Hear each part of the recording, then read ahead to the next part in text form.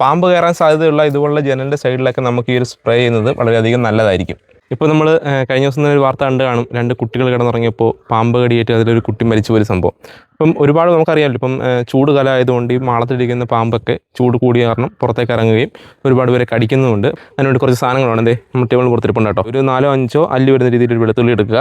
പിന്നെ വേണ്ടത് കറുകപ്പട്ടയാണ്. നമ്മൾ സാധാരണ വെള്ളം തിളപ്പിക്കാൻ ഉപയോഗിക്കുന്ന കറുകപ്പട്ട. പിന്നെ ഇത് ഡെറ്റോളാണ്.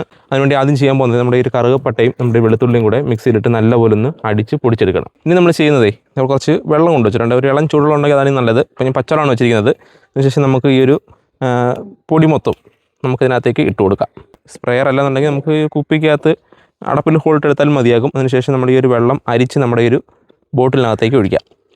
നമ്മൾ ആ ഒരു സ്പ്രെയറിനകത്തേക്ക് വെള്ളം ഒഴിച്ച് നിറച്ചിട്ടുണ്ട്. ഇനി നമ്മൾ ചെയ്യേണ്ടത് നമ്മുടെ ആ ഒരു എടുത്ത് വെച്ചിരിക്കുന്ന ഡെറ്റോൾ ഉണ്ടല്ലോ, ഡെറ്റോൾ ഉണ്ടെങ്കിൽ നമ്മുടെ വീട്ടിലുള്ള മണ്ണെണ്ണ അതുള്ള എന്തൊരു ഐറ്റം മതിയാകും. അതെടുത്തിട്ട് നമുക്ക് അതിനകത്ത് നിന്നും ഒരു അടപ്പോളം കേട്ടോ, ഏകദേശം ഒരു അടപ്പോളം വരുന്ന രീതിയിൽ ഈ ഒരു ഡെറ്റോളും ഇതിനകത്തേക്ക് ഒഴിക്കുന്നുണ്ടേ.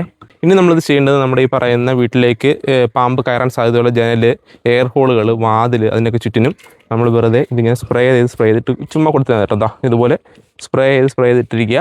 ഇതിനകത്തുണ്ടാകും നമ്മുടെ ഈ ഒരു പാമ്പോ ചേരയൊക്കെ നമുക്ക് ഇങ്ങനെ ഇഴഞ്ഞു വന്ന് ഈ ഒരു വെള്ളത്തിലോട്ട് ടച്ച് ചെയ്ത് പോകുമ്പോൾ അതിന് സ്കിന്നിന് അത് പെട്ടെന്ന് മനസ്സിലാവുകയും നമ്മുടെ വീട്ടിനുള്ളിലേക്ക് കയറി കഴിഞ്ഞാൽ അതിന് ചിലപ്പോൾ എന്തെങ്കിലും സംഭവിച്ചാലെന്ന് കരുതി തിരിച്ചു പോവുകയും ചെയ്യും.